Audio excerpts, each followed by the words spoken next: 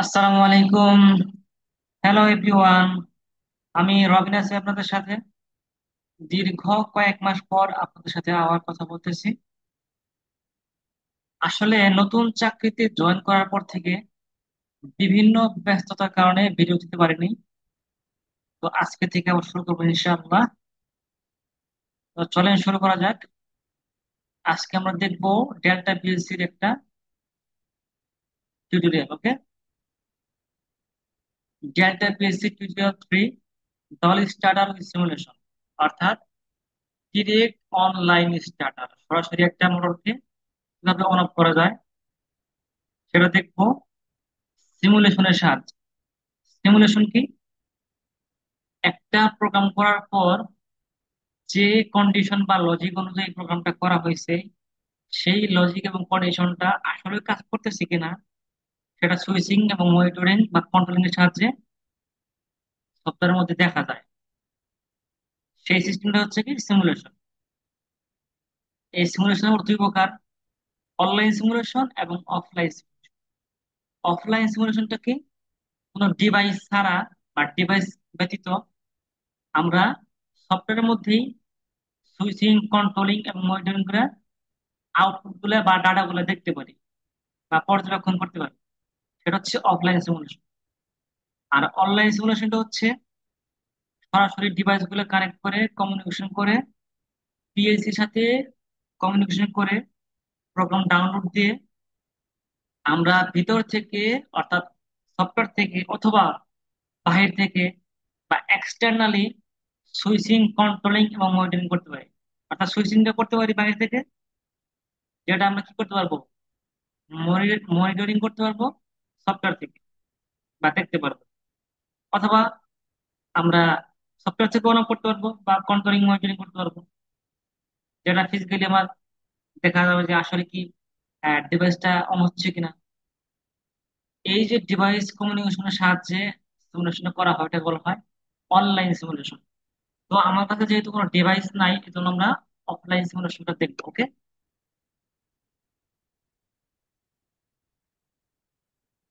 তো চলেন শুরু করা যাক।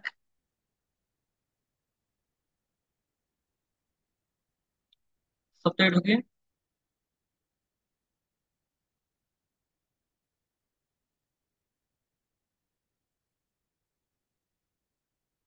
যে কোনো পিএলসি তে প্রোগ্রাম করার জন্য ফাইল থেকে নিউ প্রজেক্ট বা নিউ ফাইল নিতে হয়। ফাইল থেকে নিউ, এখানে যেহেতু আমরা পিএলসি প্রোগ্রাম করবো এই জন্য পিএলসি সিলেক্ট থাকবে।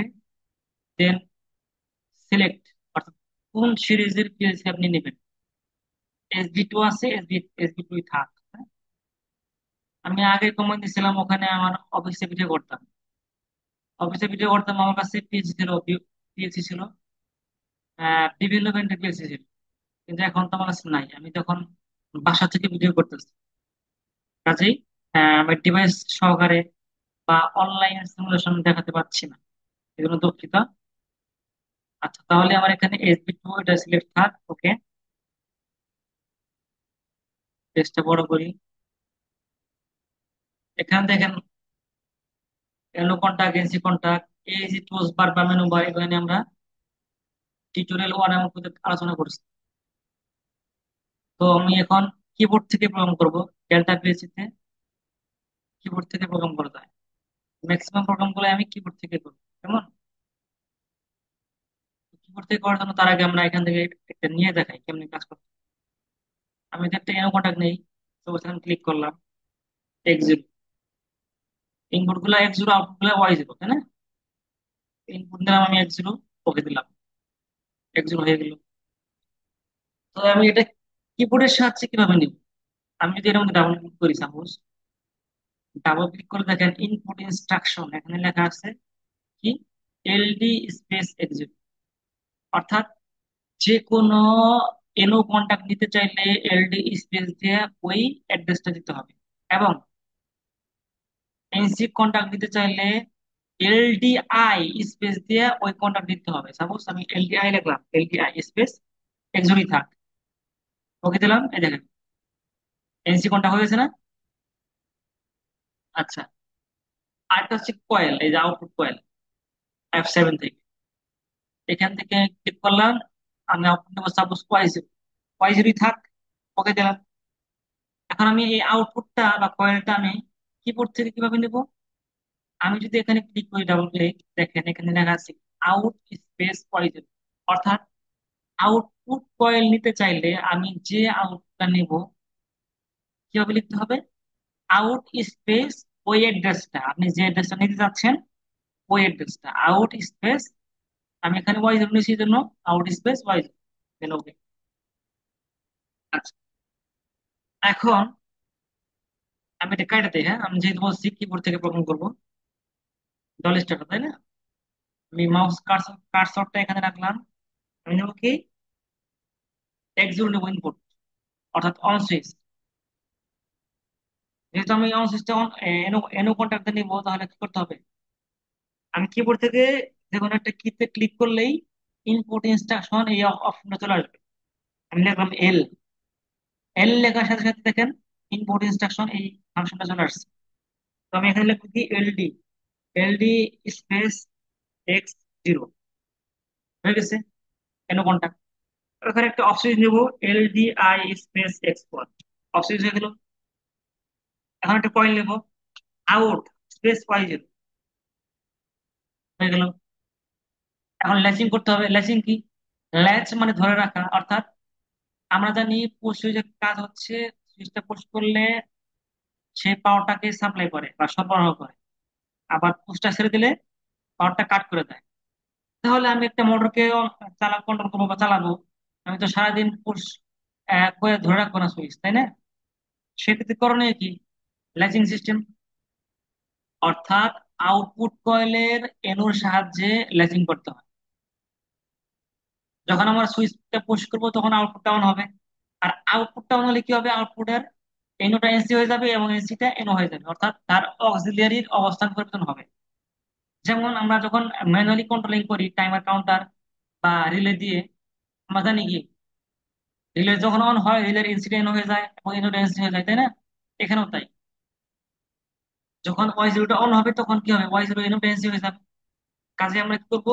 ল্যাচিং করবো। ল্যাচিং কোথায় করবো?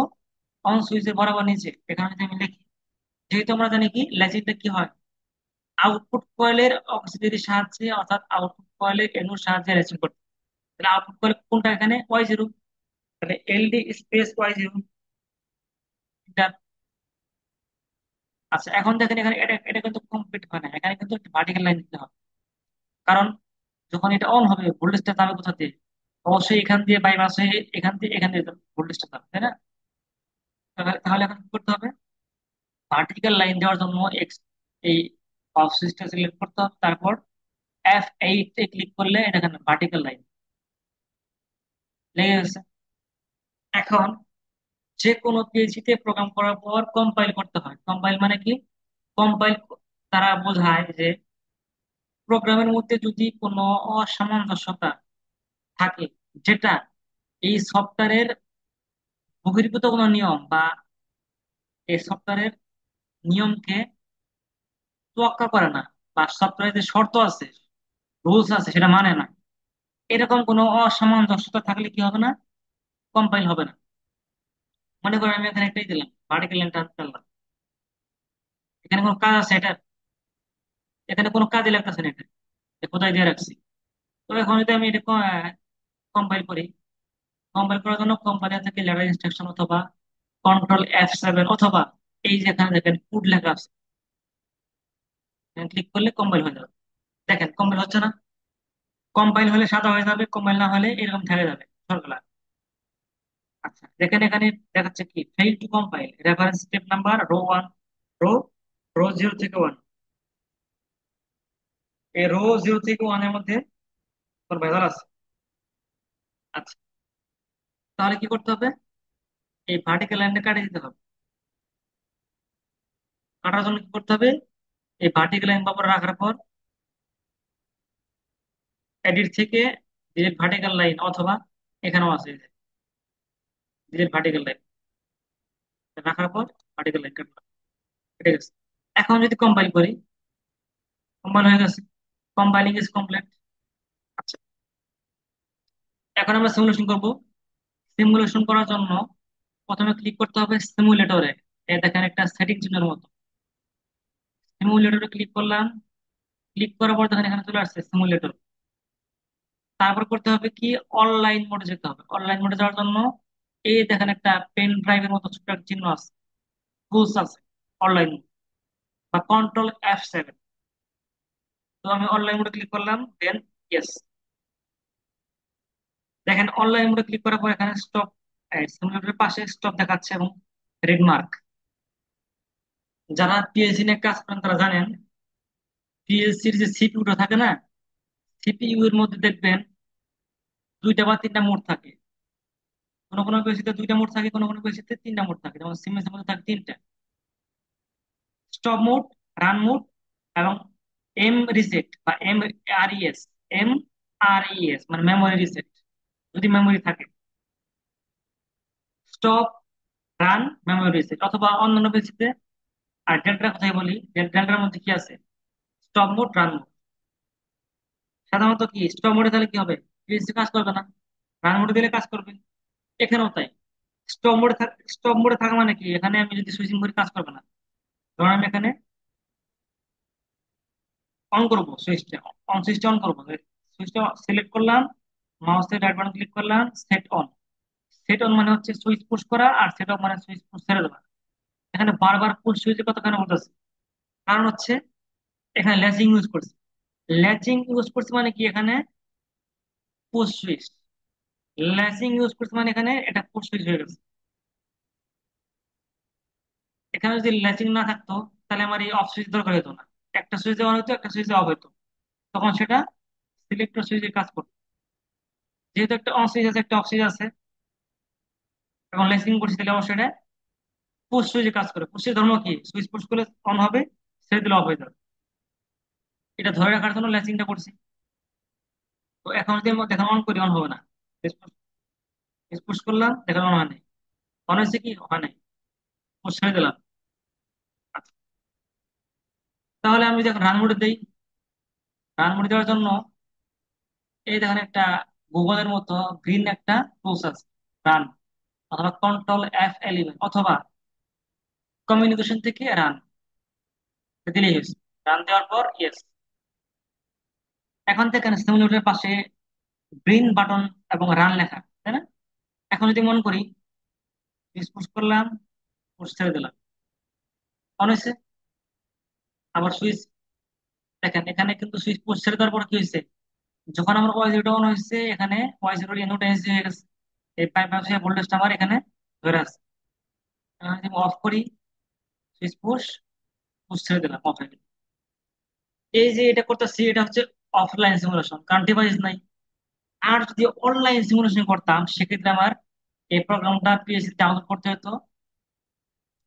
পিএসসির সাথে এই পিসির একটা কেবল লাগানো থাকতে হতো, কমিউনিকেশন কেবল। সাধারণত পিএলসি থেকে পিসিতে যে কেবল থাকে এটা বলা হয় প্রোগ্রামিং কেবল।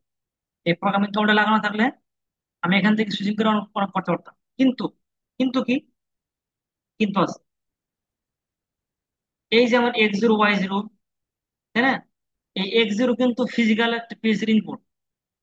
পিএলসির ফিজিক্যাল ইনপুট কি, X0 Y0, X0 X1 X2 dash dash dash ইত্যাদি আরো আছে, তাই না? আর আউটপুট গুলো কি, Y0 Y1 Y3 এরকম। তাহলে ফিজিক্যাল ইনপুট যদি আমরা ইউজ করি, ফিজিক্যাল ইনপুট যদি ইউজ করি এবং অনলাইন সিমুলেশন করতে চাই, তাহলে এখান থেকে সুইচ অন করা করা যাবে না, এখান থেকে সুইচ অন করা যাবে না। এটাই সিস্টেম। তাহলে কি করতে হবে, আমার বাহির থেকে সুইচটা পুশ করব, অর্থাৎ পিএসসির সাথে সুইচ সুইচ লাগানো থাকবে। আমি ওখান থেকে অন করব, এখানে দেখাবে যে অন হয়েছে, এবং এখানে দেখাবে আউটপুট অন হয়েছে। আর যদি আমরা চাই যে আমরা সুইচ ফিজিক্যাল ইউজ করব না, এখান থেকে অন অফ করবো বা HMI ইউজ করবো, সেক্ষেত্রে আমরা এখানে ফিজিক্যাল যে ইনপুট X0 X1 এখানে ইউজ করে আমরা মেমোরি ইউজ করবো, অথবা স্টেপ পয়েন্ট ইউজ করবো। মেমোরি ইউজ করলে আমরা এখান থেকে অন অফ করতে পারবো, এবং এখান থেকেই কন্ট্রোলিং করতে পারবো বা মনিটরিং করতে পারবো। এখান থেকে যদি অন করি, ফিজিক্যালি আমার মোটর ডাউন হবে, এখান থেকে অফ করলে অফ হবে। আচ্ছা, যাই হোক, অনেক কথা বলছি। আসলে ভিডিও বড় হওয়ার কারণ হচ্ছে কিছু কিছু বেসিক জিনিস আছে যেটা না জানলেই নয়, জানা দরকার। সব ভিডিওতে তো সবাই বলে না এগুলা, শুধু তারপর 2 মিনিটে প্রোগ্রাম করে সিমুলেশন করে দেবে। তো বিষয় যে ভিতরে যে অনেকগুলো বিষয় আছে সেটা জানা জানে না, তা বলে না, বা জানলেও বলে না, জানা দরকার। যাই হোক, আজকের মতো এবং সবাই ভালো থাকবেন, সুস্থ থাকবেন, সবাইকে ধন্যবাদ, আসসালাম।